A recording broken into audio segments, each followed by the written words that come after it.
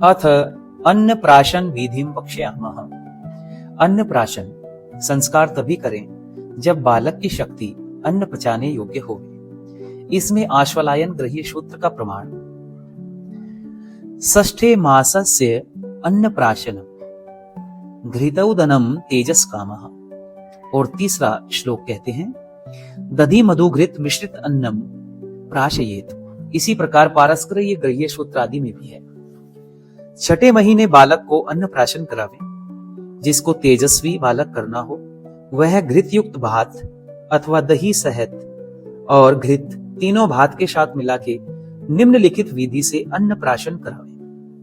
अर्थात पूर्वोक्त पृष्ठ जो 4 से 24 में कहे हुए संपूर्ण विधि को करके, यानी जिस दिन बालक का जन्म हुआ हो उसी दिन यह संस्कार करें और सामान्य प्रक्रिया यज्ञ की पूर्ण करें। यज्ञ करने के उपरांत नीचे लिखे प्रमाणे भात सिद्ध करें। ओम प्राणाये त्वा जुष्टं प्रोक्षामि, ओम अपानाये त्वा जुष्टं प्रोक्षामि, ओम चक्षुषे त्वां जुष्टं प्रोक्षामि, ओम श्रोत्राये त्वा जुष्टं प्रोक्षामि, ओम अग्नये सृष्टिकृते त्वा जुष्टं प्रोक्षामि। इन 5 मंत्रों का यही अभिप्राय है कि चावलों को धो शुद्ध करके अच्छे प्रकार बनाना और पकते हुए भात में यथा योग्य घृत भी डाल देना। जब अच्छे प्रकार पक जावे तब उतार उनको थोड़ा सा ठंडा करके होम स्थाली में लेकर 5 मंत्रों से कार्यकर्ता यजमान और पुरोहित तथा ऋत्विजों को पात्र में पृथक पृथक करके देवे। वो 5 मंत्र इस प्रकार हैं। ओम प्राणाये त्वा जुष्टं निर्पवामि, ओम अपानाये त्वा जुष्टं निर्वपामि, ओम चक्षुषे त्वा जुष्टं निर्वपामि, ओम श्रोत्राय त्वा जुष्टं निर्वपामि, ओम अग्नये सृष्टिकृते त्वा जुष्टं निर्वपामि। उसके पश्चात 19 से 20 पृष्ठ पर लिखे प्रमाणे अग्न्यधान, समिधाधान आदि करके प्रथम आघारवाज्य भागाहुति 4, व्याहृत्य आहुति 4 मिलके 8 घृत की आहुति देके उन्हें उस पकाए हुए भात की आहुति इस प्रकार इन मंत्रों से देवें। ओम देवीं वाचं जनयन्त देवास्तां विश्वरूपा पशवो वदन्ति, सानो मन्त्रेशमूर्जं दुहाना धेनुर्वागस्मानुपो सुष्टुतैतु स्वाहा। इदं वाचे इदं नमः। ओम वाजो नो अद्य प्रस्वाति दानं वाजो देवामऋतुभिः कल्पयाति, वाजो हीमा सर्ववीरं जजान विश्वा आशा वाजपतिर्जयेयं स्वाहा। इदं वाचे वाजाय इदं नमः। इन 2 मंत्रों से 2 आहुति देवें। तत्पश्चात उसी भात में और घृत डाल के इस प्रकार इन मंत्रों से आहुति देवें। ओम प्राणेन अन्नमशिये स्वाहा, इदं प्राणाय इदं नमः। ओम पानेन गन्धानशिये स्वाहा, इदं पानाय इदं नमः। ओम चक्षुषा रूपाण्ययसिये स्वाहा, इदं चक्षुषे इदं नमः। ओम श्रोत्रेण यशोयशिये स्वाहा, इदं श्रोत्राय इदं नमः। इस प्रकार इन 4 मंत्रों से आहुति देके ओम यदस्य कर्मणो इस मंत्र से स्विष्टकृत आहुति देनी है। उसके पश्चात 4 व्याहृति आहुतियां और 8 आज्य आहुति कुल मिला के 12 आहुति देनी है। उसके पीछे आहुति से बचे हुए भात में दही, मधु और उसमें घी यथा योग्य किंचित किंचित थोड़ा थोड़ा मिला करके और सुगंधि युक्त और भी चावल बनाए हुए थोड़े से मिला के बालक के रुचि प्रमाणे जैसा बालक को रुचिकर हो उस प्रकार से ओम ओम अन्नपते अन्नस्य दो नो देहि अनमस्य सुष्मिणाः प्रप्रदातारं तारिशऊर्जं नो देहि द्विपदे चतुष्पदे। इस मंत्र को पढ़ के थोड़ा थोड़ा पूर्वोक्त भात बालक के मुख में देवे। यथा रुचि खिला बालक का मुख धो और अपने हाथ धो के महावाम देव ज्ञान करें। जो बालक के माता पिता और अन्य वृद्ध स्त्री पुरुष आए हों वे परमात्मा की प्रार्थना करके बोले त्वम अन्नपतिर अन्नादो वर्धमानो भूयाः। इस वाक्य से बालक को आशीर्वाद देके पश्चात संस्कार में आए हुए पुरुषों का सत्कार बालक का पिता और स्त्रियों का सत्कार बालक की माता करके सबको प्रसन्नता पूर्वक विदा करें। इति अन्नप्राशन संस्कार विधि समाप्ता। अथ चूड़ा कर्म संस्कार विधि वक्ष्यामः। यह 8वां संस्कार चूड़ा कर्म संस्कार है, जिसको केश छेदन संस्कार भी कहते हैं। इसमें आश्वलायन गृह्य सूत्र का मत ऐसा है, तृतीय वर्षे चौलम उत्तरतो अग्निर्वीह्य माशतिला नाम श्रावाणी निदधाति। इसी प्रकार पारस्कर गृह्य सूत्र में भी है। सांवत्सरी कश्य चूड़ाकरणम, इस प्रकार गोभिलीय गृह्य सूत्र का भी मत है। यह चूड़ा कर्म अर्थात मुंडन बालक के जन्म के 30वें वर्ष या 1 वर्ष में करना। उत्तरायण काल शुक्ल पक्ष में जिस दिन आनंद मंगल हो, उस दिन यह संस्कार करें। इसकी विधि इस प्रकार से है। आरंभ में पृष्ठ 4 से 24 संस्कार विधि में लिखे हुए तमाम विधि को पूर्ण करके 4 श्रावें ले। एक में चावल, दूसरे में जौ, तीसरे में उर्द और चौथे श्रावे में तिल भर के वेदी के उत्तर में धर दें। उत्तर में धर के पृष्ठ 20 में लिखे प्रमाणे ओम अदिते अनुमन्य स्वा इत्यादि 3 मंत्रों से कुंड के 3 बाजू और पृष्ठ 20 में लिखे प्रमाणे ओम देव सवितः प्रशुभ इस मंत्र से कुंड के चारों ओर जल छिटकावें।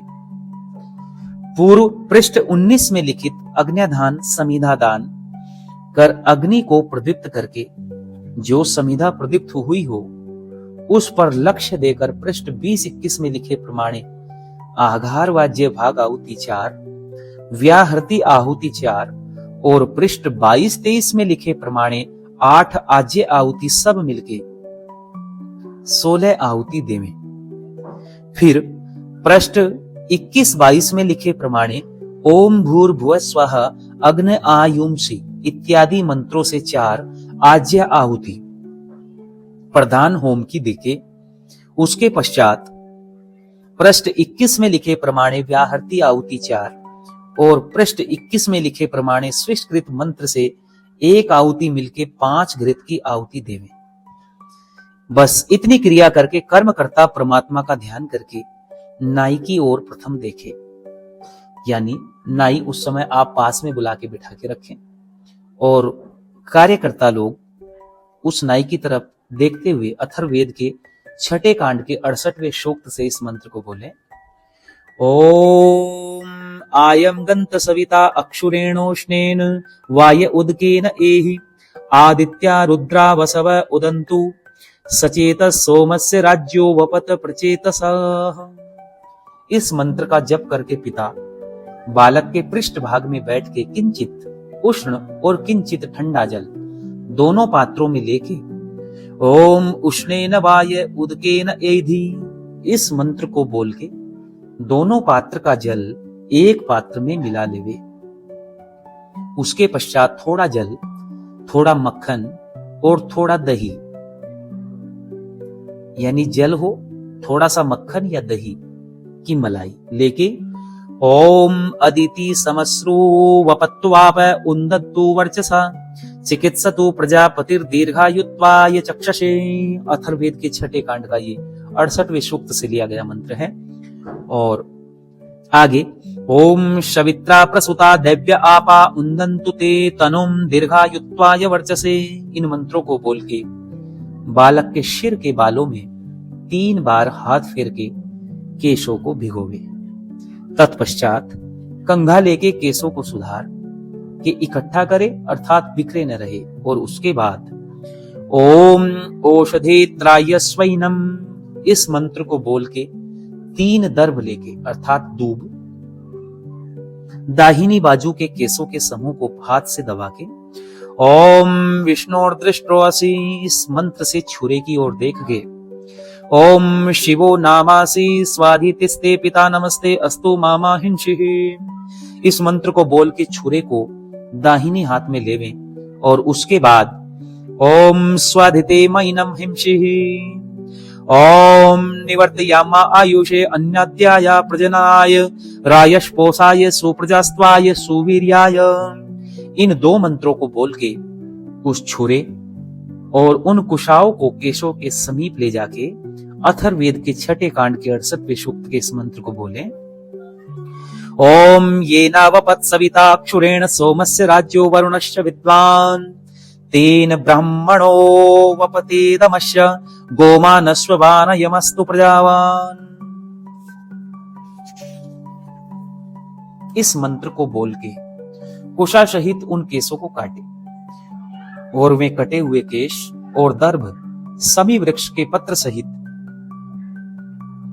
अर्थात यहां शमी वृक्ष के पत्र भी प्रथम से रखने चाहिए। उन सबको लड़के का पिता और लड़के की मां एक शराबा में रखें और कोई केश छेदन करते समय उड़ा हो उसको गोबर से उठा के शराबा में अथवा उसके पास रखें। तत्पश्चात इसी प्रकार ओम येन धाता बृहस्पतिर अग्निर इंद्रस्य चायुषे वपत् तेन त आयुषे वपामि शुश्लोक्याय स्वस्तये। इस मंत्र से दूसरी बार केस का समूह दूसरी ओर का काट के उसी प्रकार श्रावा में रखें। उसके पश्चात ओम येन भूयश्च रात्रियां ज्योक च पश्याति सूर्यं तेन त आयुषे वपामि शुश्लोक्याय स्वस्तये। इस मंत्र से तीसरी बार उसी प्रकार केश समूह को काट के ऊपरी उक्त 3 मंत्रों से और ओम येन पूषा बृहस्पतिर्वायुर इंद्रस्य चावपत् तेन ते वपामि ब्रह्मणा जीवातवे जीवनाय दीर्घायुष्टवाय वर्चसे।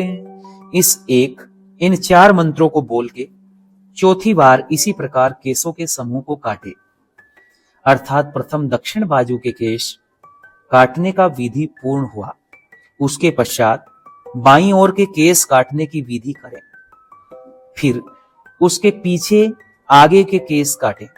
परंतु चौथी बार काटने में येन पूषा बृहस्पतिर्वायो इंद्रस्य चावपत् तेन ते वपामि ब्रह्मणा जीवातवे जीवनाय दीर्घायुष्टवाय वर्चसे, इस मंत्र के बदले ओम येन भूरिश्चरादिवं ज्योक च पश्चाद्धि सूर्यं तेन ते वपामि ब्रह्मणा जीवातवे जीवनाय सुश्लोक्याय स्वस्तये, यह मंत्र बोल चौथी बार छेदन करे। उसके पश्चात ओम त्र आयुषम जमदग्ने कश्यपस्य त्र आयुषम यद्देवेशे त्र आयुषम तन्नो अस्तु त्र आयुषम। इस एक मंत्र को बोल के सिर के पीछे के केश एक बार काट के इसी ओम त्र आयुषम जमदग्ने कश्यपस्य त्र आयुषम यद्देवशे त्र आयुषम तन्नो अस्तु त्र आयुषम मंत्र को बोलते जाना और औंधे हाथ के पृष्ठ से बालक के सिर पर हाथ फेर के मंत्र पूरे हुए पश्चात छुरा नाई के हाथ में दे के ओम यत अक्षुरेण मर्चयता सुपेशा वप्ताः वप्शिकेशान शुंधि शिरो मास्य आयु प्रमोषिहि, इस मंत्र को बोल के नापित से पथरी पर छुरे की धार तेज करा के नापित से बालक का पिता कहे कि इस शीतोष्ण जल से बालक का सिर अच्छे प्रकार कोमल हाथ से भिगोकर सावधानी और कोमल हाथ से अक्षोर कर कहीं छुरा न लगने पावे, इतना कह के कुंड से उत्तर दिशा में नापित को ले जाकर उसके सम्मुख बालक को पूर्वाभिमुख बैठा के जितने केश रखने हों उतने ही केश रखे, परंतु पांचों ओर थोड़ा थोड़ा केश रखावे, अथवा किसी एक ओर रखें अथवा एक बार सब कटवा दें, पश्चात दूसरी बार के केश रखने अच्छे होते हैं। जब अक्षोर हो चुके तब कुंड के पास पड़ा हुआ धरा हुआ देने के योग्य पदार्थ व श्रावा आदि की जिनमें प्रथम अन्न भरा था नापित को देवें और मुंडन किए हुए सब केश दर्भ शमी पत्र और गोबर नाई को देवें, यथा योग्य उसको धन व वस्त्र भी देवें और नाई केश दर्भ शमी पत्र और गोबर को जंगल में ले जाकर गाड़ देवे। बड़ा सा गड्ढा खोद के उसमें सब डाल ऊपर से मिट्टी से दबा देवे, अथवा गौशाला नदी व तालाब के किनारे पर उसी प्रकार केश आदि को गाड़ देवे, ऐसा नापित से कह दे, अथवा किसी को साथ भेज देवे, वह उससे उक्त प्रकार करवा लेगा। अक्षोर हुए पश्चात मक्खन अथवा दही की मलाई हाथ में लगाकर बालक के सिर पर लगा के स्नान कराए, उत्तम वस्त्र पहनाकर बालक का पिता उस बालक को अपने पास ले शुभासन पर पूर्वाभिमुख बैठ करके महावाम दिव्य ज्ञान सामवेद का करे। बालक की माता स्त्रियों और बालक का पिता पुरुषों का यथा योग्य सत्कार करके विदा करे और जाते समय सब लोग तथा बालक के माता पिता परमेश्वर का ध्यान करके बोले, ओम त्वम जीव शरदय शतम वर्धमानः। इस मंत्र को बोल बालक को आशीर्वाद देके अपने अपने घर को पधारें और बालक के माता पिता प्रसन्न होकर बालक को प्रसन्न रखें। इति चूड़ा कर्म संस्कार विधि समाप्तः। अथ कर्णवेध संस्कार विधिं वक्ष्यामः। अत्र प्रमाणम कर्णवेधो वर्षे तृतीये पंचमे वा। यह आश्वलायन ग्रह्य सूत्र का वचन है। बालक के कर्ण व नासिका के वेद का समय जन्म के तीसरे व पांचवें वर्ष का उचित है। जो दिन कर्ण व नासिका के वेद का ठहराया हो, उसी दिन बालक को प्रातःकाल शुद्ध जल से स्नान और वस्त्रालंकार धारण करा के बालक की माता यज्ञशाला में लावे और 4 से 24 तक लिखा हुआ सब विधि करके उस बालक के आगे कुछ खाने का पदार्थ व खिलौना धर के ओम भद्रम कर्णेभिः शृणुयाम देवा भद्रम पश्येमाक्षभिर्यजत्राः स्थिरैरङ्गैस्तुष्टुवां सस्तनूभिर्वशेमहि देवहितं यदायुः। इस मंत्र को पढ़ के चरक सुश्रुत वैद्य ग्रंथों के जानने वाले सद वैद्य के हाथ से कर्ण व नासिका वेद करावे कि जो नाड़ी आदि को बचा के वेद कर सके। पूर्वोक्त मंत्र से दक्षिण कान में और ओम वक्ष्यन्ति वेदा गनिगन्ते कर्णं प्रियं सखायं परिसस्वजानां योसेव शंकते विदताधि धन्वजय्याः इयं समने पारयन्ति। इस मंत्र को पढ़ के दूसरे बाएं कान में वाम कर्ण का वेद करे। तत्पश्चात वही वैद्य उन छिद्रों में श्लाका रखे कि जिससे छिद्र पूर्ण न जावे और ऐसी औषधि उस पर लगावे जिससे कान पके नहीं और शीघ्र अच्छे हो जावे। इति कर्णवेद संस्कार विधि समाप्तः। अथ उपनयन संस्कार विधि वक्ष्यामः। उपनयन संस्कार ये संस्कार विधि का 10वां संस्कार है। इसमें प्रमाण इस प्रकार से है। महर्षि स्वामी दयानंद सरस्वती जी ने आश्वलायन ग्रह्य सूत्र का प्रमाण लिया है और वो कहते हैं कि अष्टमे वर्षे ब्राह्मण उपनयेत गर्भा अष्टमे वा। तीसरा प्रमाण एकादशे अक्षत्रियम द्वादशे वैश्यम आषोडशाद ब्राह्मणस्यान अतीत कालः आद्वाविंशात् अक्षत्रियस्य आचतुर्विंशाद वैश्यस्य अत ऊर्ध्वम पतित सावित्रिका भवन्ति। इसी प्रकार पारस्कर आदि ग्रह्य सूत्रों का भी प्रमाण है। अर्थ लिखते हुए स्वामी जी कहते हैं, जिस दिन जन्म हुआ हो अथवा जिस दिन गर्भ रहा हो, उससे 8वें वर्ष में ब्राह्मण के, जन्म व गर्भ से 11वें वर्ष में क्षत्रिय के और जन्म व गर्भ से 12वें वर्ष में वैश्य के बालक का यज्ञोपवीत करें तथा ब्राह्मण के 16, क्षत्रिय के 22 और वैश्य के बालक का 24वें वर्ष से पूर्व पूर्व यज्ञोपवीत होना चाहिए। यदि पूर्वोक्त काल में इनका यज्ञोपवीत न हो तो वे पतित माने जावें। अब मनुस्मृति का श्लोक देते हुए भी वो प्रमाण देते हैं और क्या कहते हैं कि ब्रह्म वर्चस कामस्य कार्यम विप्रस्य पंचमे राज्यो बलार्थिनः षष्ठे वैश्यस्य एहार्थिनो अष्टमे। यानी जिसको शीघ्र विद्या, बल और व्यवहार करने की इच्छा हो और बालक भी पढ़ने में समर्थ हुए हों तो ब्राह्मण के लड़के का जन्म व गर्भ से 5वें, क्षत्रिय लड़के का जन्म व गर्भ से 6ठे और वैश्य के लड़के का जन्म व गर्भ से 8वें वर्ष में यज्ञोपवीत करें। परंतु यह बात तब संभव है कि जब बालक की माता और पिता का विवाह पूर्ण ब्रह्मचर्य के पश्चात हुआ होवे। उन्हीं के ऐसे उत्तम बालक श्रेष्ठ बुद्धि और शीघ्र समर्थ बढ़ने वाले होते हैं। जब बालक का शरीर और बुद्धि ऐसी हो कि अब यह पढ़ने के योग्य हुआ, तभी यज्ञोपवीत करा देवें। अब यज्ञोपवीत का समय, इसके बारे में स्वामी जी लिखते हैं, उत्तरायण सूर्य और सतपथ ब्राह्मण का प्रमाण देते हुए कहते हैं कि वसंते ब्राह्मण उपनयेत ग्रीष्मे राजन्यम शरदी वैश्यम सर्वकालम एके। अर्थ क्या हुआ कि ब्राह्मण का वसंत, क्षत्रिय का ग्रीष्म और वैश्य का शरद ऋतु में यज्ञोपवीत करे, अथवा सब ऋतुओं में उपनयन हो सकता है और इसका प्रातःकाल ही समय है।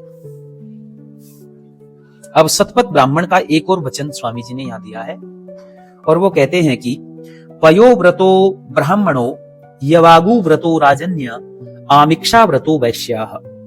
जिस दिन बालक का यज्ञोपवीत करना हो उससे 3 दिन अथवा 1 दिन पूर्व 3 या 1 व्रत बालक को कराना चाहिए। उन व्रतों में ब्राह्मण का लड़का 1 बार या अनेक बार दुग्धपान, क्षत्रिय का लड़का यवागु अर्थात यव जौ का मोटा दल के गुड़ के साथ पतली जैसी की कड़ी होती है वैसी बनाकर पिलावे, और आमिक्षा अर्थात जिसको श्रीखंड व शिखंड कहते हैं वैसी जो दही 4 गुना, दूध 1 गुना तथा यथा योग्य खांड केसर डाल के कपड़े में छानकर बनाया जाता है, उसको वैश्य का लड़का पी के व्रत करे।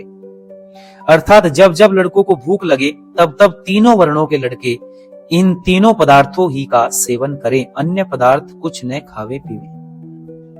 विधि, आप जिस दिन उपनयन करना हो उसके पूर्व दिन में सब सामग्री इकट्ठी कर यथा तथ्य शोधन आदि कर ले, और उस दिन वही जैसे हम सब संस्कारों में कहते आए हैं 4 से 24वें पृष्ठ तक कुंड के समीप सामग्री धर प्रातःकाल बालक का अक्षोर करा, शुद्ध जल से स्नान करा, उत्तम वस्त्र पहना करके यज मंडप में पिता व आचार्य बालक को मिष्ठान आदि का भोजन करा के वेदी के पश्चिम भाग में सुंदर आसन पर पूर्वाभिमुख बैठागे, और बालक का पिता ऋत्विज लोग भी 17 से 18 लिखे प्रमाणे पूर्वोक्त प्रकार से अपने अपने आसन पर बैठकर यथावत आचमन आदि क्रिया को करें।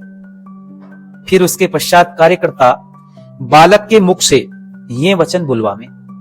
बालक बोले ब्रह्मचर्यम आगाम ब्रह्मचर्य शानी। इन वचनों को बोल करके ओम येन इंद्राये बृहस्पतिर्वासः पर्यदधादमृतम तेन त्वा प्रादाधाम्यायुषे दीर्घायुत्वाय बलाय वर्चसे, इस मंत्र को बोल के बालक को सुंदर वस्त्र और उपवस्त्र पहनावे।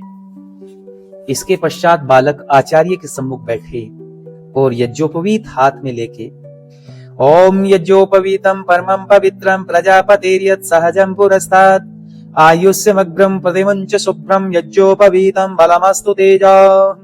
ओम यज्ञोपवीतमसि यज्ञस्य त्वा यज्ञोपवीतेन उपनियामि। इन मंत्रों को बोल के आचार्य बाएं स्कंद पर ऊपर कंठ के पास से सिर के बीच में निकाल, दाहिने हाथ के नीचे बगल में निकाल कटी तक धारण करावे। तत्पश्चात बालक को अपने दाहिने ओर साथ बैठा के ईश्वर की स्तुति प्रार्थना उपासना स्वस्ति वाचन और शांति करणम का पाठ करके समीधाधान अग्नाध्यान और ओम अदिते अनुमन्य स्वाहा इत्यादि पूर्वोक्त 4 मंत्रों से पूर्वोक्त रीति से कुंड के चारों ओर जल छिटकाकर उसके बाद आज्य आहुति करने का आरंभ करे। वेदी में प्रदीप्त हुई समिधा को लक्ष्य में धर के चमचे से आज्य स्थली से घी लेकर के आगार वाज्य भाग आहुति 4 और व्याहृति आहुति 4, इस प्रकार से और 22-23 में लिखे प्रमाणे आज्य आहुति 8, तीनों मिलाकर के 16 घृत की आहुति देके उसके बाद बालक के हाथ से प्रधान होम जो विशेष साकल्य बनाया हो उसकी आहुतियां निम्नलिखित मंत्रों से दिलानी चाहिए। वो मंत्र ओम भूर्भुवः स्वः अग्नि आयुंसी पवसे आसुवोर्जम इसंचन, पृष्ठ 21 से 22 में लिखे ये 4 आज्य आहुति भी देवे। उसके बाद में ओम अग्ने व्रतपते व्रतम चरिष्यामि तत्ते प्रब्रवीमि तच्छकेयम् तेनर्ध्याशमिदहं नृतात् सत्यमुपैमि स्वाहा इदमग्ने इदन्नमः। ओम वायो व्रतपते व्रचं सदित्यामि तत्ते प्रभविमि तच्छकेयम् तेनद्य समिदाहं नृतात् सत्यमुपैमि स्वाहा इदं वाजवे इदं न मम ओम सूर्य व्रतपते व्रतं चरिष्यामि तत्ते प्रब्रवीमि तच्छकेयम् तेनद्या समिदा अहं नृतात् सत्यमुपैमि स्वाहा इदं सूर्याय इदं न मम ओम चंद्र व्रतपते व्रतं चरिष्यामि तत्ते प्रब्रवीमि तच्छकेयम् तेनद्या समिदहं नृतात् सत्यमुपैमि स्वाहा इदं चंद्राय इदं न मम ओम व्रतानां व्रतपते व्रतं चरिष्यामि तत्ते प्रब्रवीमि तच्छकेयम् तेनद्या समिदहं नृतात् सत्यमुपैमि स्वाहा इदमिन्द्राय व्रतपदये इदं न मम। इन 5 मंत्रों से 5 आज्ञा आहुति दिलानी चाहिए। उसके पीछे फिर पृष्ठ 21 में लिखे प्रमाणे व्याह आरती आहुति 4 और पृष्ठ 21 में लिखे प्रमाणे श्रेष्ठ कृत आहुति 1 और पृष्ठ 21 में लिखे प्रमाणे प्रजापात्य आहुति 1, ये सब मिलके 6 घृत की आहुति देनी है। सब मिलके 15 आहुति बालक के हाथ से दिलाइए। उसके पश्चात आचार्य यज्ञ कुंड के उत्तर की ओर पूर्वाभिमुख बैठे और बालक आचार्य के सम्मुख पश्चिम में मुख करके बैठे। तत्पश्चात आचार्य बालक की ओर देख के 3 मंत्रों का पाठ करे। ओम आगत्रा समगन्महि प्रम सुव्रत्यम युयोतन अरिष्टा समचरेमहि स्वस्ति चरतादयम्, इस मंत्र का जाप करे। और माणवक वाक्यम ओम ब्रह्मचर्यम आगाम उपमा नयस्व आचार्य उक्ति को नामासी बालक उक्ति बालक कहेगा एतत् नामा अस्मि।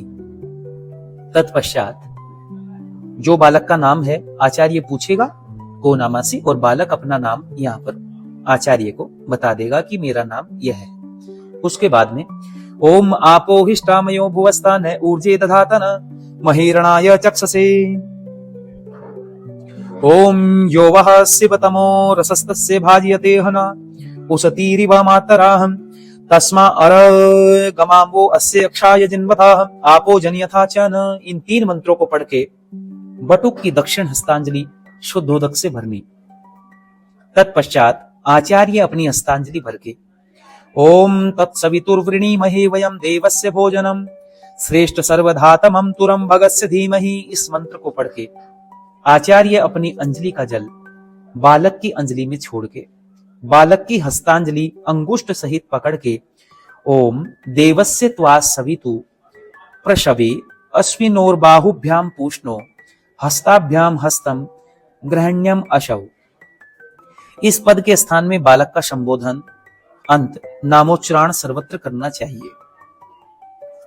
इस मंत्र को पढ़ के बालक की हस्तांजलि का जल नीचे पात्र में छुड़ा देना। इसी प्रकार दूसरी बार अर्थात प्रथम आचार्य अपनी अंजलि भर बालक की अंजलि में अपनी अंजलि का जल भर के अंगुष्ठ सहित हाथ पकड़ के दूसरी बार ओम सविता ते हस्तम गर्भित असव, इस मंत्र से पात्र में छुड़वा दे।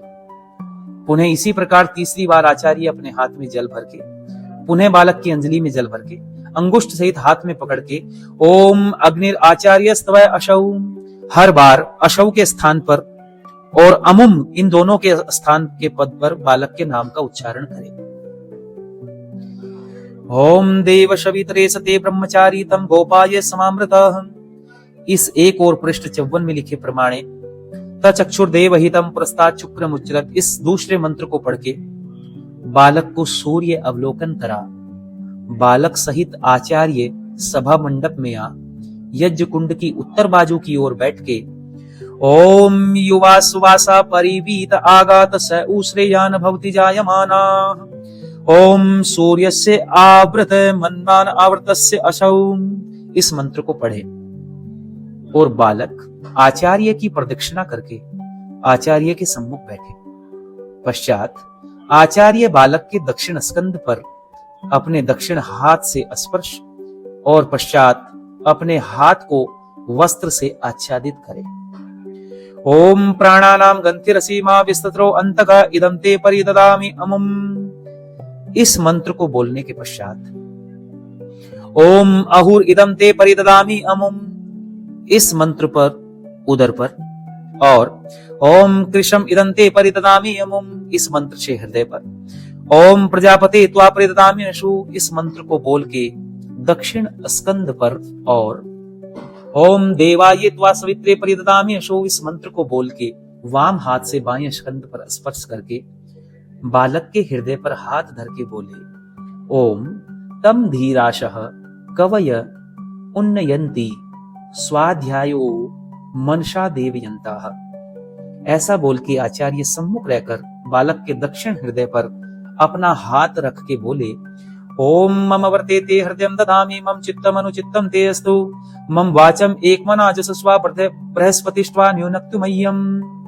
आचार्य इस प्रतिज्ञा मंत्र को बोले, अर्थात इसका अर्थ हुआ, हे शिष्य बालक, तेरे हृदय को मैं अपने अधीन करता हूं, तेरा चित्त मेरे चित्त के अनुकूल सदा रहे और तू मेरी वाणी को एकाग्र मन हो प्रीति से सुनकर उसके अर्थ का सेवन किया करे, और आज से तेरी प्रतिज्ञा के अनुकूल बृहस्पति परमात्मा तुझको मुझ से युक्त करे, यह प्रतिज्ञा करावे। इसी प्रकार शिष्य भी आचार्य से प्रतिज्ञा करावे कि हे आचार्य, आपके हृदय को मैं अपनी उत्तम शिक्षा और विद्या की उन्नति में धारण करता हूं, मेरे चित्त के अनुकूल आपका चित्त सदा रहे, आप मेरी वाणी को एकाग्र होके सुनिए और परमात्मा मेरे लिए आपको सदा नियुक्त करे। इस प्रकार दोनों प्रतिज्ञा करके आचार्य बोले, को नामासी, तेरा नाम क्या है? बालक बोले, असौ अहम भो, मेरा नाम इस प्रकार उत्तर देवे। आचार्य बोले, कस्य ब्रह्मचर्य असि, तू किसका ब्रह्मचारी है? बालक बोले, आपका, भवतः आपका। आचार्य बालक की रक्षा के लिए इंद्रस्य ब्रह्मचार्य अस्य अग्निर आचार्य वाम आचार्यस्तव अशो इस मंत्र को बोले। तत्पश्चात ओम कस्य ब्रह्मचार्य असि प्राणस्य ब्रह्मचार्य असि कस्त्वा कम उपन्यते काय त्वा परिददामि, ओम प्रजापतये त्वा परिददामि, देवाय त्वा सवित्रे परिददामि, ओम अद्भयस्तु ओषधिभ्य परिददामि, द्यावा पृथ्वीभ्यां त्वा परिददामि, विश्वे भयस्त्व देवेभ्य परिददामि, सर्वेभ्यस्त्वा भूतेभ्य परिददामि ऋष्यै। इन मंत्रों को बोल बालक को शिक्षा करे कि तू प्राण आदि की विद्या के लिए यत्नवान हो।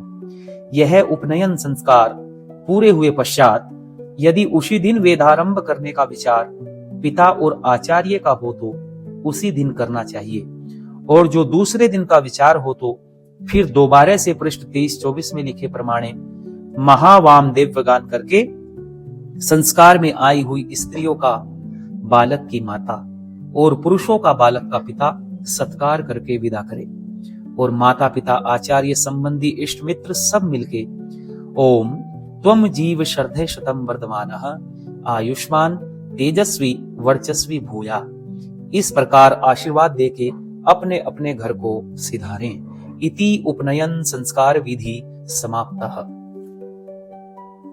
अथ वेदारंभ संस्कार विधिर विधीयते।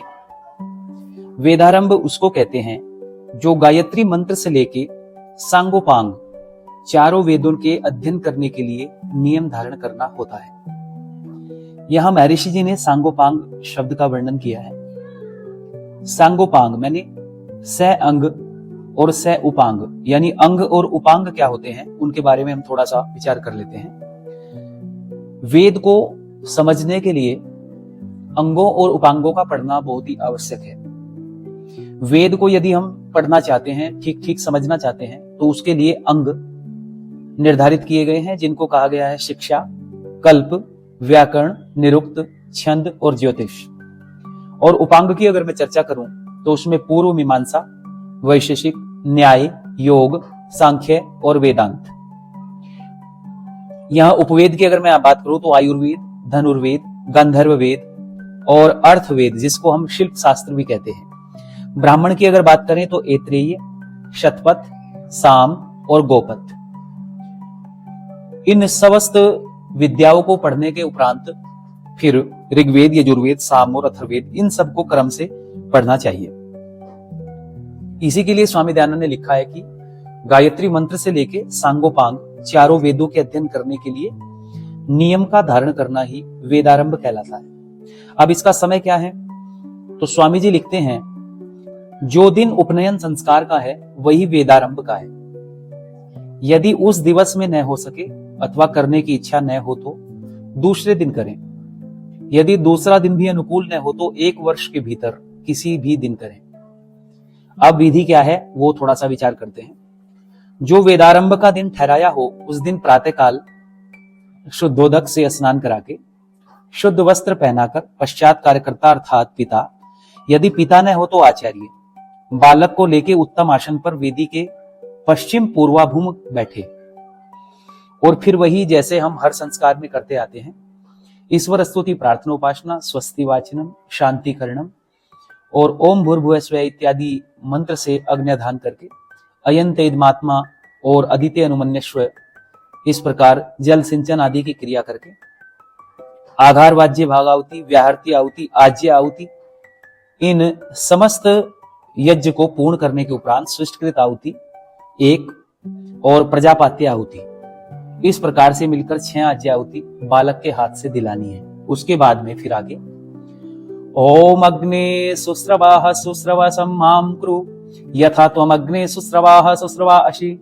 एवं मां सुस्रवाः सौस्रवाहं कुरु यथा त्वम् अग्ने देवानां यज्ञस्य निधिपासि एवं अहं मनुष्याणां वेदस्य निधिपो भूयाशम्। इस मंत्र से वेदी के अग्नि को इकट्ठा करें। उसके बाद बालक कुंड की प्रदक्षिणा करके पृष्ठ 20 में जो प्रमाण दिखा है अदिति अनुमन्यस्व इत्यादि 4 मंत्रों से कुंड के सब ओर जल सिंचन करें और बालक कुंड के दक्षिण की ओर उत्तराभिमुख खड़ा रहकर घृत में भिगो करके 1 समिधा हाथ में ले और इस प्रकार से मंत्र बोले, ओम अग्नये समिधाम आहर्षम बृहते जात वेदसे यथा त्वम् अग्ने समिधा समिद्य स एवं आयुषा मेधया वर्चसा प्रजया पशुभिर ब्रह्म वर्चसेन समिन्धे जीवपुत्रो ममाचार्यो मेधावहं सान्य निराकरेष्ण यशस्वी तेजस्वी ब्रह्म वर्चस्वान्नादो भूयाशम स्वाहा। समिधा वेदिस्त अग्नि के मध्य में छोड़ दीजिए। इसी प्रकार दूसरी और तीसरी समिधा छोड़े।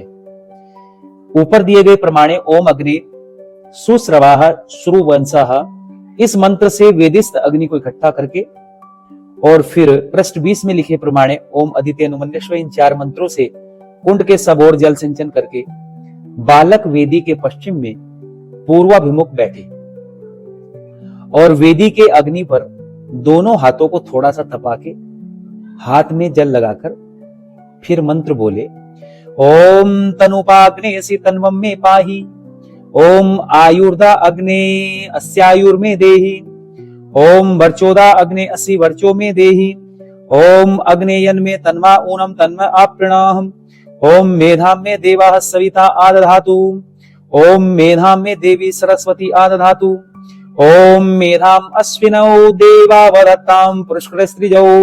इन 7 मंत्रों से 7 बार किंचित हथेली उष्ण करके जल स्पर्श करके और मुख को स्पर्श करें।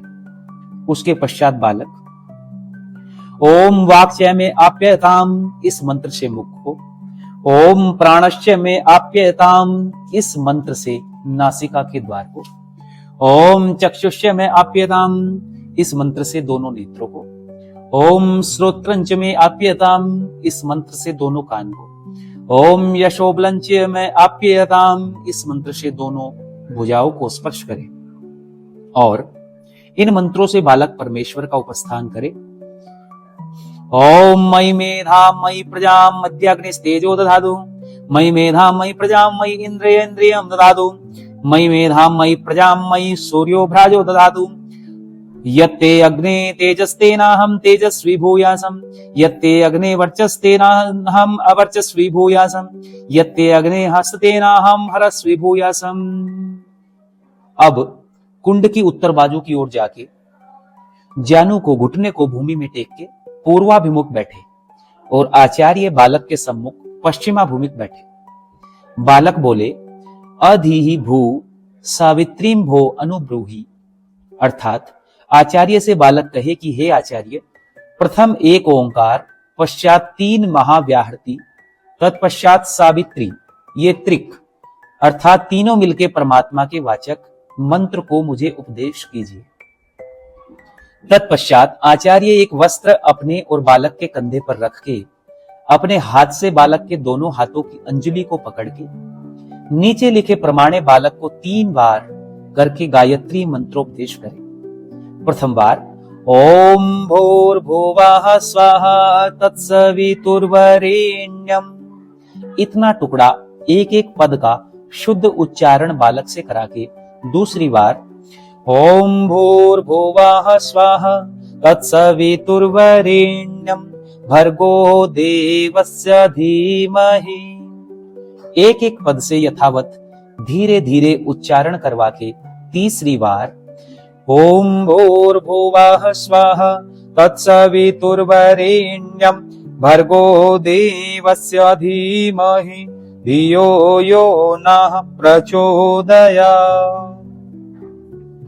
धीरे धीरे इस मंत्र को बुलवा के संक्षेप से इसका अर्थ भी नीचे लिखे प्रमाणे आचार्य सुनावे।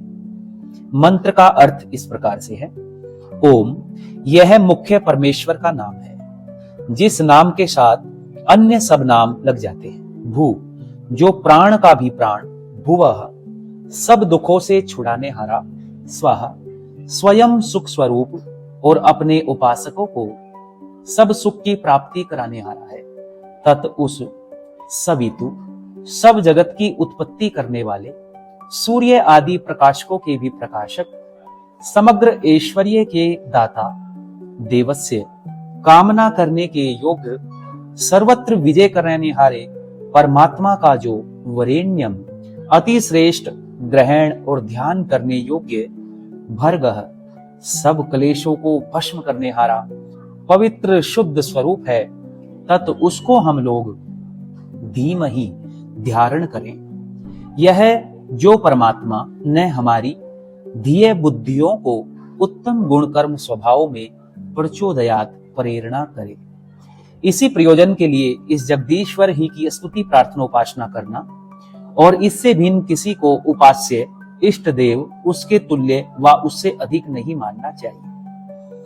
इस प्रकार अर्थ सुनाए और उसके बाद में ओम मम वर्ते हृदयं ते ददामि मम चित्तम अनुचित्तम ते अस्तु मम वाचम एक व्रतो जुसुस्व बृहत् प्रतित्वा नुनक्तु मह्यम। इस मंत्र से बालक और आचार्य पूर्ववत दृढ़ प्रतिज्ञा करके ओम इयं दुरुक्तम परिबाधमाना वर्णम पवित्रम पुनति में आगात प्राणापानाभ्याम बलमादाधानाद्वसा देवी सुभगा मेखलेयम। इस मंत्र से आचार्य सुंदर चिकनी प्रथम बना के रखी हुई मेखला को बालक के कटी में बांध के ओम युवा सुवासाः परिवीत आगात सैव श्रेयान भवते जायमान तम धीराशय कवय उन्नयन्ति स्वधोयो मनसा देवयन्ताः। इस मंत्र को बोल के 2 शुद्ध कोपीन, 2 अंगोछे और 1 उत्तरीय और 2 कटी वस्त्र ब्रह्मचारी को आचार्य देवे और उनमें से 1 कोपीन, 1 कटी वस्त्र और 1 उपन्ना बालक को आचार्य धारण करावे। इसके बाद आचार्य दंड हाथ में लेके सामने खड़ा रहे और बालक भी आचार्य के सामने हाथ जोड़ करके इस मंत्र को बोले ओम यो मे दंड परापद्वैहा यशो आदिभूम्याम तम अहम पुनराददत आयुषे ब्रह्मणे ब्रह्मवर्चसाय। इस प्रकार फिर आचार्य के हाथ से दंड ले लेवे। तत्पश्चात पिता ब्रह्मचारी को ब्रह्मचर्य आश्रम का साधारण उपदेश करे। उसमें प्रमाण इस प्रकार से है ओम ब्रह्मचार्यास्य सौ, तू आज से ब्रह्मचारी है। नित्य संध्या उपासन भोजन के पूर्व शुद्ध जल का आचमन किया कर। दुष्ट कर्मों को छोड़ धर्म किया कर। दिन में शयन कभी मत कर। आचार्य के अधीन रह के नित्य सांगोपांग वेद पढ़ने में पुरुषार्थ किया कर। एक एक सांगोपांग वेद के लिए 12-12 वर्ष पर्यंत ब्रह्मचर्य अर्थात 48 वर्ष तक व जब तक सांगोपांग चारों वेद पूरे होंगे तब तक अखंडित ब्रह्मचर्य कर। आचार्य के अधीन धर्माचरण में रहा कर, परंतु यदि आचार्य अधर्म आचरण व अधर्म करने का उपदेश करे उसको तू कभी मत मान और उसका आचरण मत कर। क्रोध, और मिथ्या भाषण करना छोड़ दे। 8 प्रकार के मैथुन को छोड़ देना, भूमि में शयन करना, पलंग आदि पर कभी न सोना, कौशीलव अर्थात गाना बजाना तथा नृत्य आदि निंदित कर्म, गंध और अंजन का सेवन मत कर, अति स्नान, अति भोजन, अधिक निद्रा, अधिक जागरण, निंदा, लोभ, मोह, भय, शोक का ग्रहण कभी मत कर। रात्रि के चौथे पहर में जाग, आवश्यक शौच आदि, दंत धावन, स्नान, संध्योपासन, ईश्वर की स्तुति, प्रार्थना और उपासना, योगाभ्यास का आचरण नित्य किया कर। अक्षौर मत करा, मांस, रूखा शुष्क अन्न मत खा और मद्य आदि मत पीवे। बैल, घोड़ा, हाथी, ऊंट आदि की सवारी मत कर। गांव में निवास, जूता और छत्र का धारण मत कर। लघु शंका के बिना उपस्थ इंद्रिय के स्पर्श से वीर्य स्खलन कभी न करके, वीर्य को शरीर में रख के निरंतर ऊर्ध्वर रेता अर्थात नीचे वीर्य को मत गिरने दे। इस प्रकार यत्न से वर्ता कर। तेल आदि से अंगमर्दन, उबटना, अति खट्टा इमली आदि, अति तीखा लाल मिर्ची आदि, कसेला हरड़े आदि, क्षार अधिक लवण आदि और रेचक जमाल गोटा आदि द्रव्यों का सेवन मत कर। नित्य युक्ति से आहार विहार करके विद्या ग्रहण में यत्नशील हो। सुशील, थोड़ा बोलने वाला, सभा में बैठने योग्य गुण ग्रहण कर, मेखला और दंड का धारण, भिक्षाचरण, अग्निहोत्र, स्नान, संध्योपासन, आचार्य का प्रियाचरण, प्रातः सायं आचार्य को नमस्कार, ये तेरे नित्य करने के कर्म और जो निषेध किए वे नित्य न करने के हैं। जब यह उपदेश पिता कर चुके तब बालक पिता को नमस्कार कर हाथ जोड़ के कहे कि जैसा आपने उपदेश किया वैसा ही करूंगा।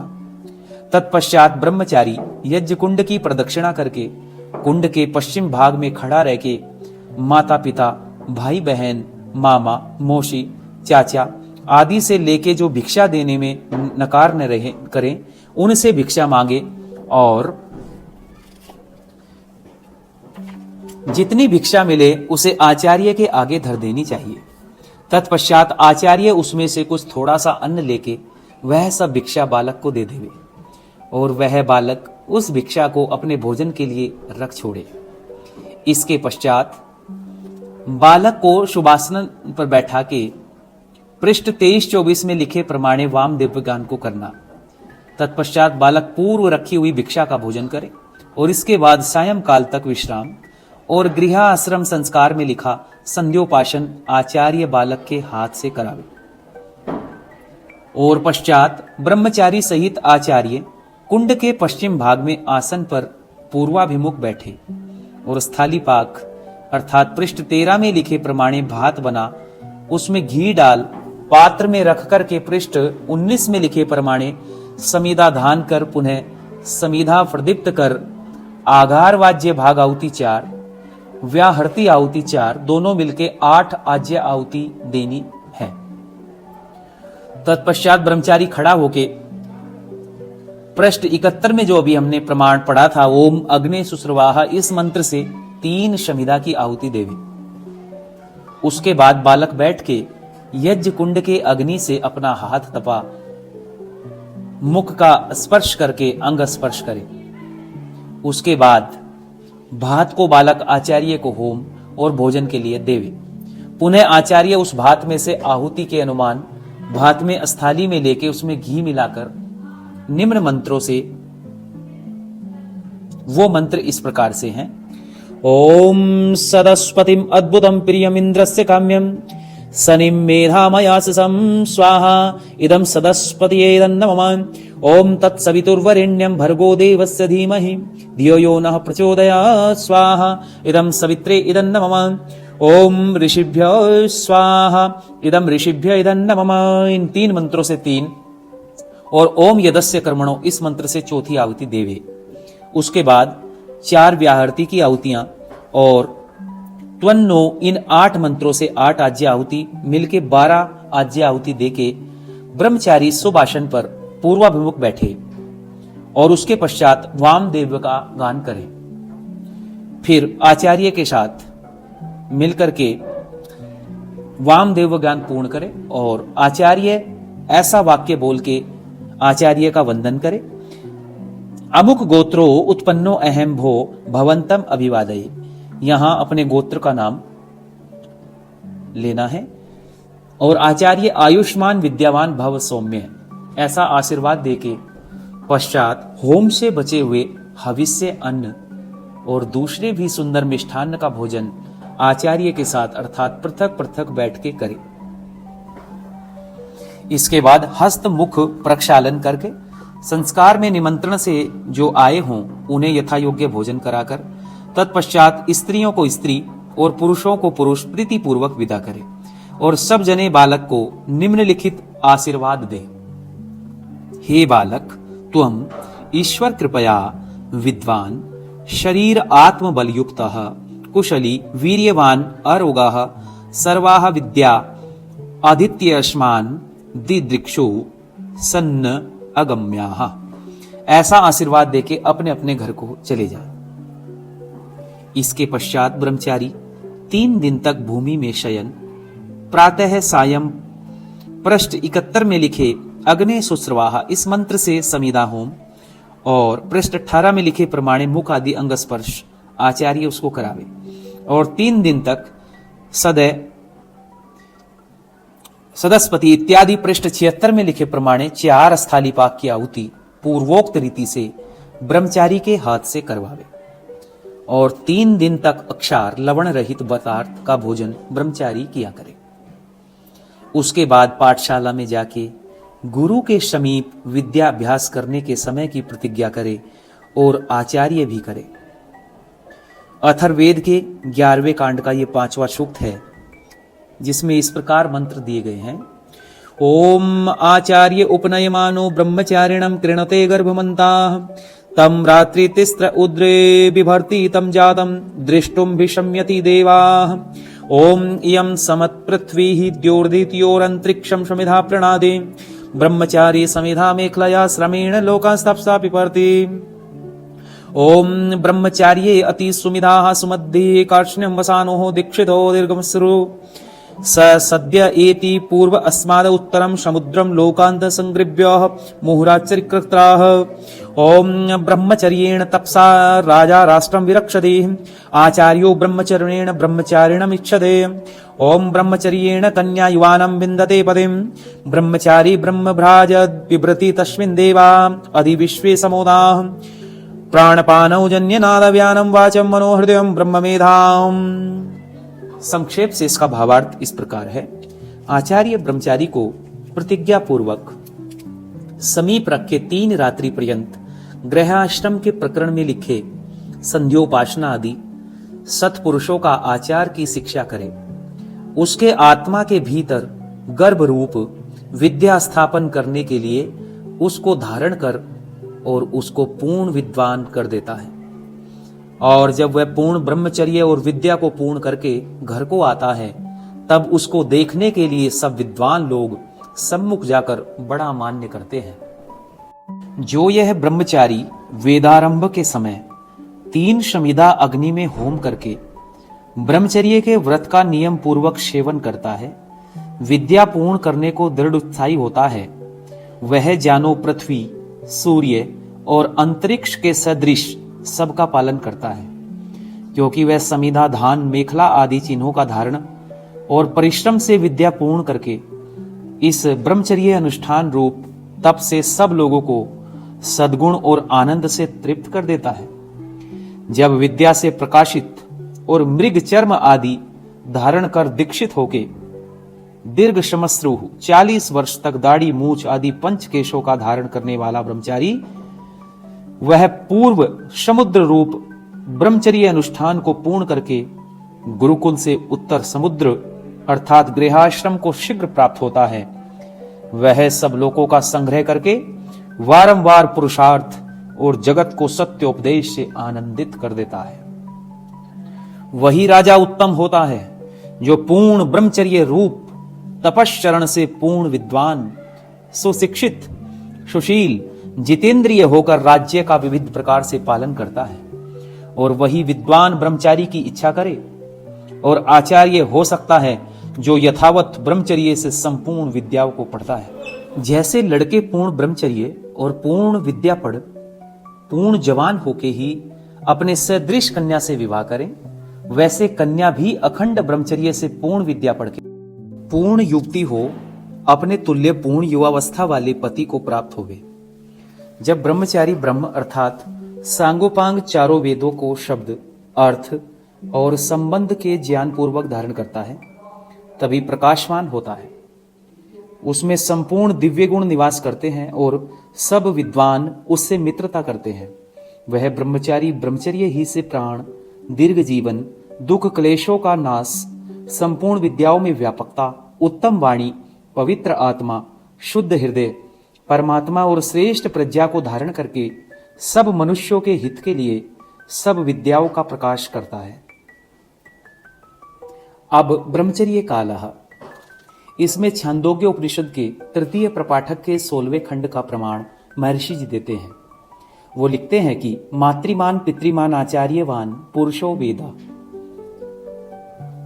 आगे लिखते हुए स्वामी जी ने संस्कृत में 7 प्रपाठक यहां प्रस्तुत किए, तीसरे प्रपाठक के 7 वचन यहां प्रतिपादित किए हैं। उनका अर्थ मैं इस प्रकार से आपके बीच में वाचन कर रहा हूं। जो बालक को 5 वर्ष की आयु तक माता, 5 से 8 वर्ष तक पिता, 8 से 48 वर्ष, 44 वर्ष, 40, 36, 30 तक अथवा 25 वर्ष तक, और कन्या को 8 से 24, 22, 20, 18 या 16 वर्ष तक आचार्य की शिक्षा प्राप्त हो, तभी पुरुष व स्त्री विद्यमान होकर धर्म, अर्थ, काम, मोक्ष के व्यवहारों में अति चतुर होते हैं।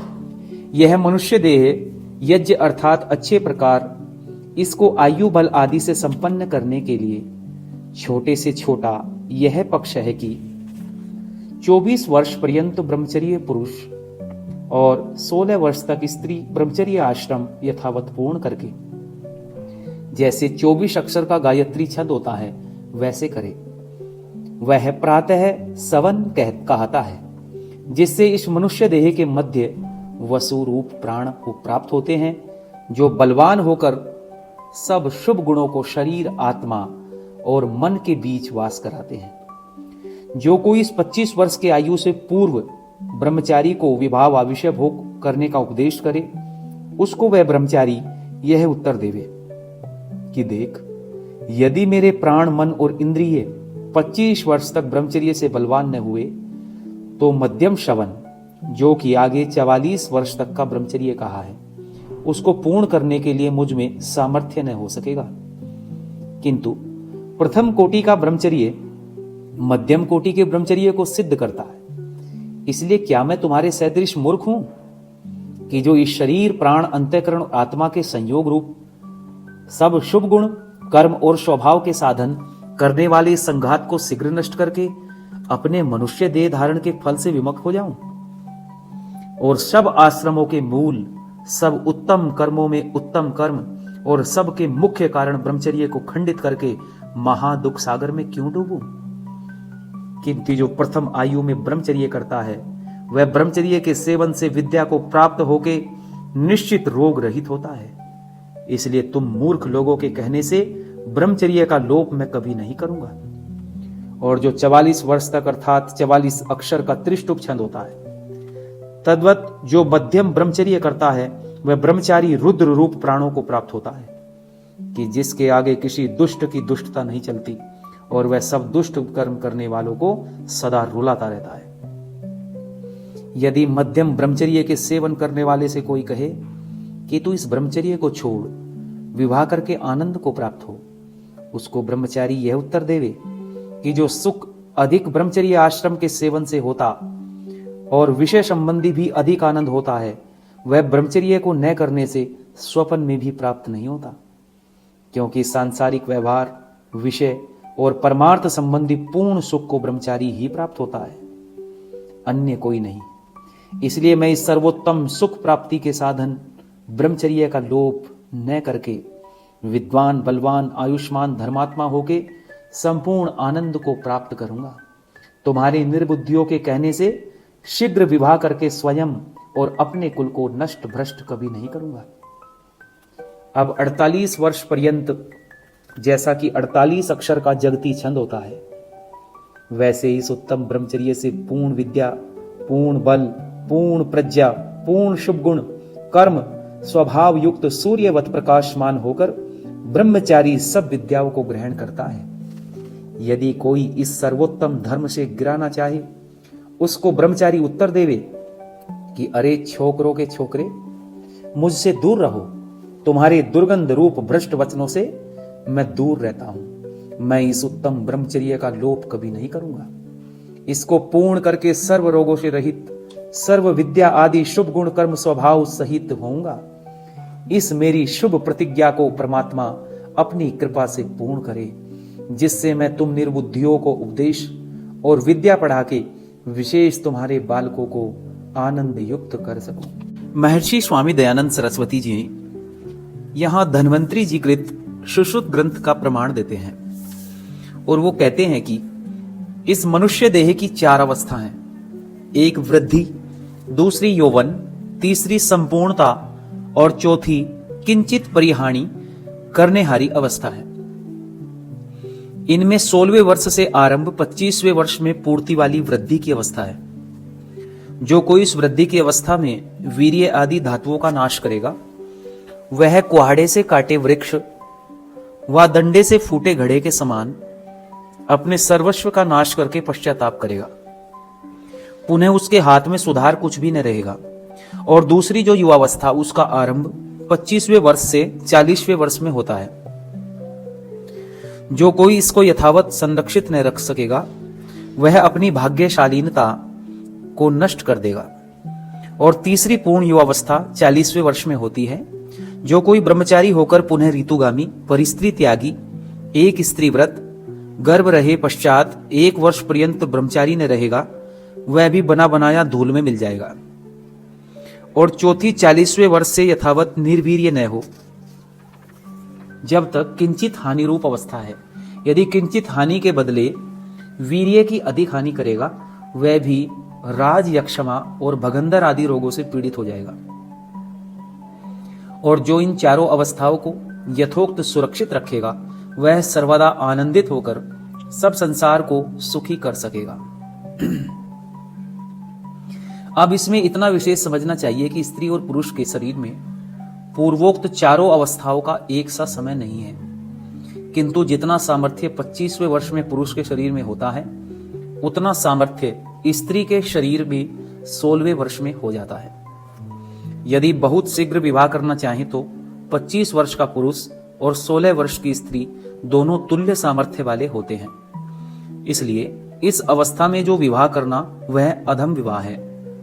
और जो 17 वर्ष की स्त्री और 30 वर्ष का पुरुष, 18 वर्ष की स्त्री और 36 वर्ष का पुरुष, 19 वर्ष की स्त्री और 38 वर्ष का पुरुष विवाह करे तो इसको मध्यम समय जानना चाहिए। और जो 20, 21, 22, 23, 24 वर्ष की स्त्री और 40, 42, 44, 46 और 48 वर्ष का पुरुष होकर विवाह करे, वह सर्वोत्तम है। हे ब्रह्मचारिन, इन बातों को तू ध्यान में रख, जो कि तुझको आगे के आश्रमों में काम आएगी। जो मनुष्य अपने संतान, कुल संबंधी और देश की उन्नति करना चाहें, वे इन पूर्वोक्त और आगे कही हुई बातों का यथावत आचरण करें। अब स्वामी दयानंद सरस्वती जी ने यहाँ पर महर्षि मनु के कुछ प्रमाण दिए हैं और वो प्रमाण देते हुए इस प्रकार लिखते हैं। श्रोत्रम त्वक चक्षुषी जिह्वा नासिका चैव पंचमी, पायुपस्थम हस्तपादम वाक चैव दशमी स्मृता, बुद्धि इंद्रियाणि पंचैषाम श्रोत्रादीन्य पूर्वशाह, कर्मेंद्रियाणि पंचैषाम पाव्यदीनि प्रचक्षते। ऐसे लगभग 19 श्लोक स्वामी जी ने संस्कार विधि में दिए गए हैं, जिसका अर्थ इस प्रकार से है। कान, त्वचा, नेत्र, जीभ, नासिका, गुदा, उपस्थ, मूत्र का मार्ग, हाथ पांव, वाणी, ये 10 इंद्रियां इस शरीर में हैं। इनमें कान आदि 5 ज्ञानेंद्रियां और गुदा आदि 5 कर्मेंद्रियां कहलाती हैं। 11वां इंद्रिय मन है। वह अपने स्मृति आदि गुणों से दोनों प्रकार के इंद्रियों से संबंध करता है। कि जिस मन के जितने में ज्ञानेंद्रिया और कर्मेंद्रिया दोनों जीत लिए जाते हैं, जैसे सारथी घोड़े को कुपथ में नहीं जाने देता, वैसे विद्वान ब्रह्मचारी आकर्षण करने वाले विषयों में जाते हुए इंद्रियों को रोकने में सदा प्रयत्न किया करे। ब्रह्मचारी इंद्रियों के साथ मन लगाने से निसंदेह दोषी हो जाता है और उन पूर्वोक्त 10 इंद्रियों को वश में करके ही पश्चात सिद्धि को प्राप्त होता है। जिसका ब्राह्मणपन, सम्मान नहीं चाहना व इंद्रियों को वश में रखना आदि बिगड़ा, व जिसका विशेष प्रभाव वर्णाश्रम के गुण कर्म बिगड़े हैं, उस पुरुष के वेद पढ़ना, संन्यास लेना, यज्ञ अग्निहोत्र करना, ब्रह्मचर्य नियम आदि करना, तप, निंदा स्तुति व हानि लाभ आदि द्वंद्व का सहन करना आदि कर्म कदापि सिद्ध नहीं हो सकते। इसलिए ब्रह्मचारी को चाहिए कि अपने नियम धर्मों का यथावत पालन करके सिद्धि को प्राप्त होवे। ब्रह्मचारी पुरुष सब इंद्रियों को वश में कर और आत्मा के साथ मन को संयुक्त करके योगाभ्यास से शरीर को किंचित किंचित पीड़ा देता हुआ अपने सब प्रयोजनों को सिद्ध करे। बुद्धिमान ब्रह्मचारी को चाहिए कि यमों का सेवन नित्य करे, केवल नियमों का नहीं, क्योंकि यमों को न करता हुआ और केवल नियमों का सेवन करता हुआ भी अपने कर्तव्य से पतित हो जाता है। इसलिए यम सेवन पूर्वक नियम सेवन नित्य किया करे। अब यम और नियम को समझने के लिए अहिंसा, सत्य, अस्तेय, ब्रह्मचर्य, अपरिग्रह, यमा यानी निर्वैरता, सत्य बोलना, चोरी, त्याग, वीर्य रक्षण और विषय भोग में घृणा, ये 5 यम कहलाते हैं। शौच, संतोष, तपः, स्वाध्याय, ईश्वर प्रणिधानानि नियमाः। शौच, संतोष, तप, हानि लाभ आदि द्वंद्व का सहना, स्वाध्याय वेद का पढ़ना, ईश्वर प्रणिधान सर्वस्व ईश्वर अर्पण, ये 5 नियम कहलाते हैं। अभिवादन करने का जिसका स्वभाव और विद्या व अवस्था में वृद्ध पुरुषों का जो नित्य सेवन करता है, उसकी अवस्था, विद्या, कीर्ति और बल, इन चारों की नित्य उन्नति हुआ करती है। इसलिए ब्रह्मचारी को चाहिए कि आचार्य, माता पिता, अतिथि, महात्मा आदि अपने बड़ों को नित्य नमस्कार और सेवन किया करे।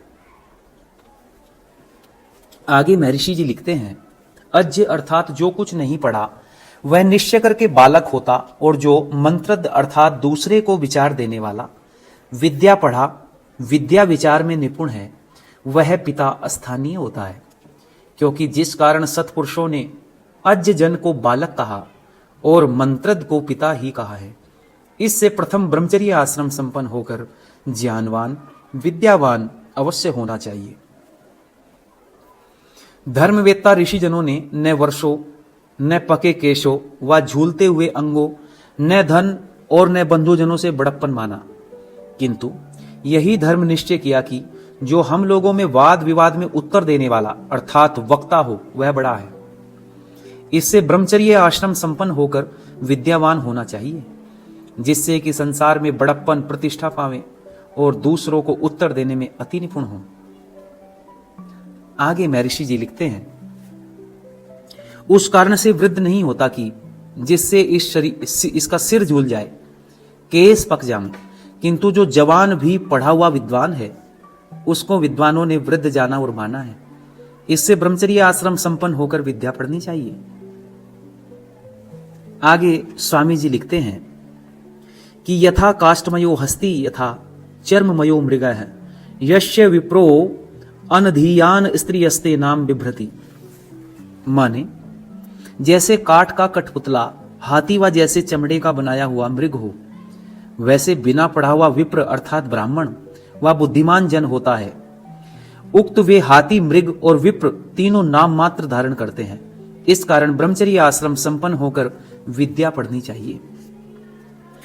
सम्मानाद ब्राह्मणों नित्यम द्विजेत विषादिवा अमृतस्य वेव चाकांक्षा देवमानस्य सर्वदा। स्वामी जी लिखते हैं कि ब्राह्मण विष के समान उत्तम पान से नित्य उदासीनता रखते और अमृत के समान अपमान की आकांक्षा सर्वदा करे। अर्थात ब्रह्मचर्य आदि आश्रमों के लिए भिक्षा मात्र मांगते भी कभी मान की इच्छा न करे। आगे स्वामी जी लिख रहे हैं, वेदम एव सद्याभ्यसेत तपस्तप्यशन द्विजो उत्तम वेदाभ्यासो ही विप्रस्य तपे परम ही उच्यते।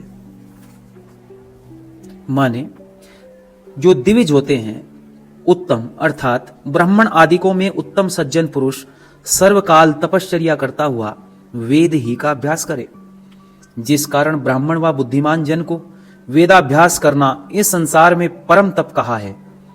इससे ब्रह्मचर्य आश्रम संपन्न होकर अवश्य वेद विद्या अध्ययन करें। जो ब्राह्मण क्षत्रिय और वैश्य वेद को न पढ़कर अन्य शास्त्र में श्रम करता है वह जीवता ही अपने वंश के साथ शूद्रपन को प्राप्त हो जाता है। इससे ब्रह्मचर्य आश्रम संपन्न होकर वेद विद्या अवश्य पढ़े। जैसे फावड़ा से खोदता हुआ मनुष्य जल को प्राप्त होता है, वैसे गुरु की सेवा करने वाला पुरुष गुरुजन ने जो पाई हुई विद्या है उसको प्राप्त होता है। इस कारण ब्रह्मचर्य आश्रम संपन्न होकर गुरुजन की सेवा कर उनसे सुने और वेद पढ़े।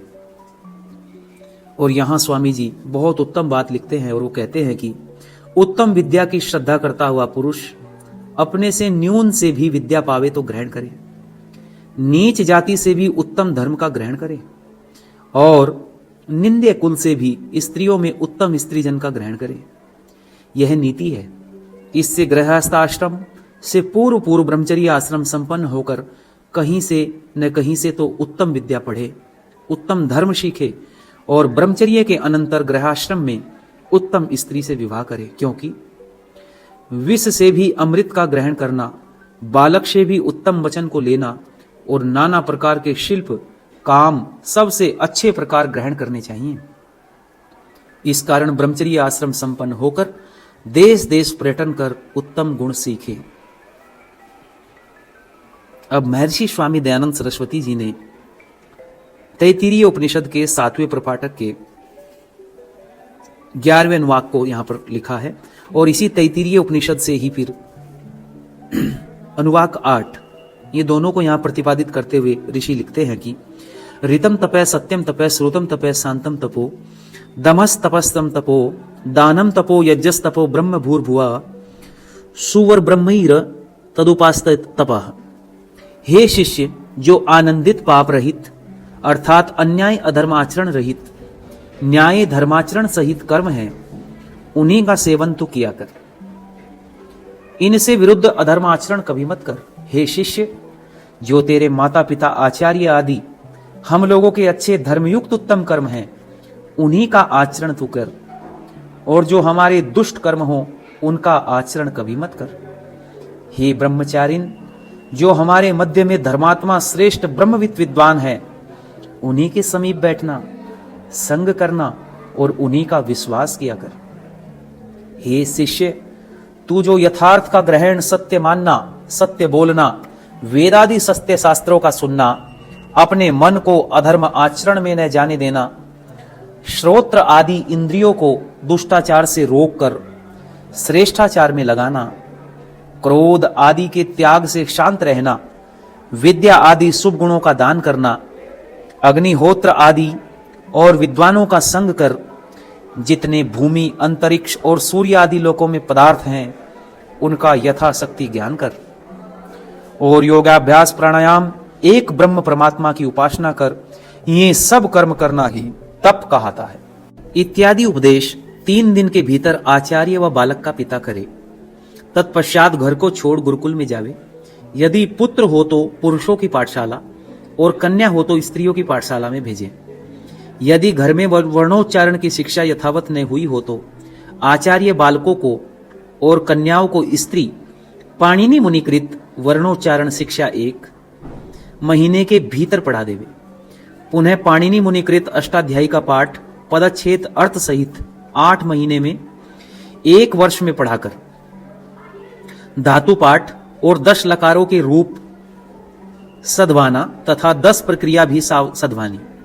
पुनः पाणिनि मुनिकृत लिंग अनुशासन और उणादि गणपाठ तथा अष्टाध्यायी स्थय अणुवल और त्रिच प्रत्यय अद्यांत सुबंत रूप 6 महीने के भीतर सधवा देवे। पुनः दूसरी बार अष्टाध्यायी पदार्थ उक्ति, समास, शंका समाधान, उत्सर्ग अपवाद अन्वय पूर्वक पढ़ावे और संस्कृत भाषण का भी अभ्यास कराते जाए। 8 महीने के भीतर इतना पढ़ना पढ़ाना चाहिए। इसके पश्चात पतंजलि मुनिकृत महाभाष्य, जिसमें वर्णोच्चारण शिक्षा, अष्टाध्यायी, धातु पाठ, गण पाठ, उणादिगण, लिंगानुशासन, इन 6 ग्रंथों की व्याख्या यथावत लिखी है। 1.5 वर्ष में अर्थात 18 महीने में इसको पढ़ना पढ़ाना चाहिए।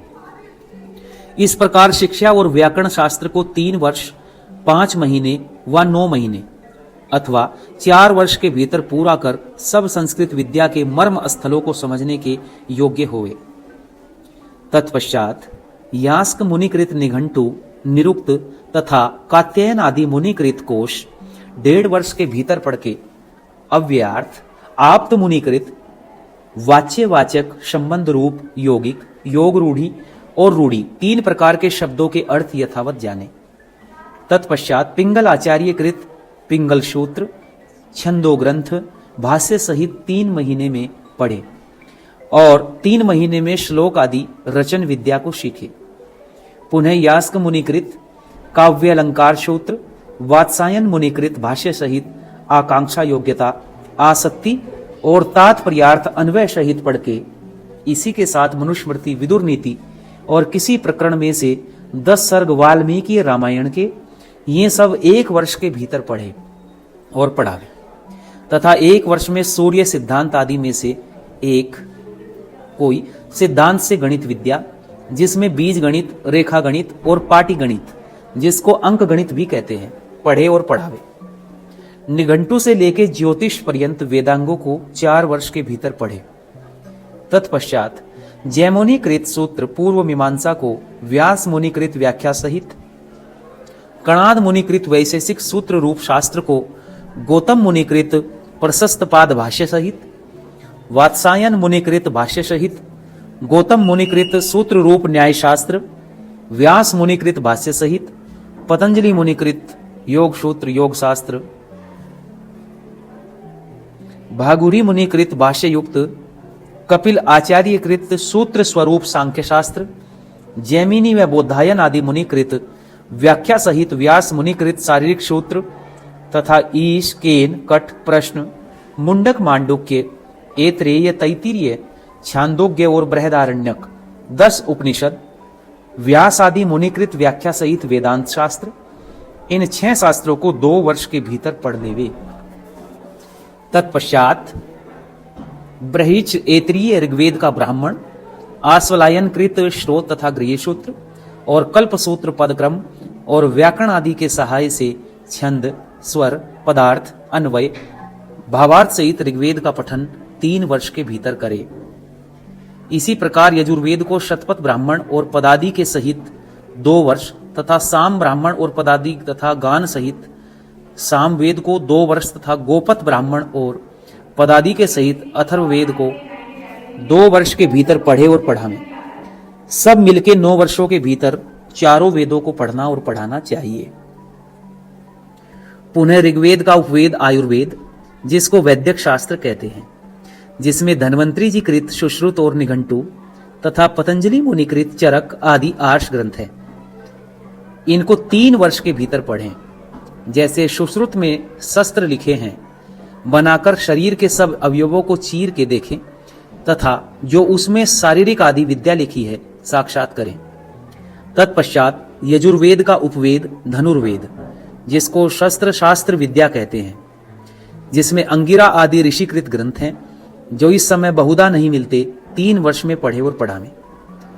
सामवेद का उपवेद गांधर्व वेद, जिसमें नारद संहिता आदि ग्रंथ हैं, उनको पढ़ के स्वर, राग, रागिणी, समय, वादित्र, ग्राम, ताल, मूर्छना आदि का अभ्यास यथावत 3 वर्ष के भीतर करें। तत्पश्चात अथर्ववेद का उपवेद अर्थवेद, जिसको शिल्प शास्त्र कहते हैं, जिसमें विश्वकर्मा त्वष्टा और मयकृत संहिता ग्रंथ हैं, उनको 6 वर्ष के भीतर पढ़ के विमान, तार, भूगर्भ आदि विद्याओं को साक्षात करें। ये शिक्षा से लेके आयुर्वेद तक 14 विद्याओं को 31 वर्षों में पढ़ के महाविद्वान होकर अपने और सब जगत के कल्याण और उन्नति करने में सदा प्रयत्न किया करें। इति वेदारंभ संस्कार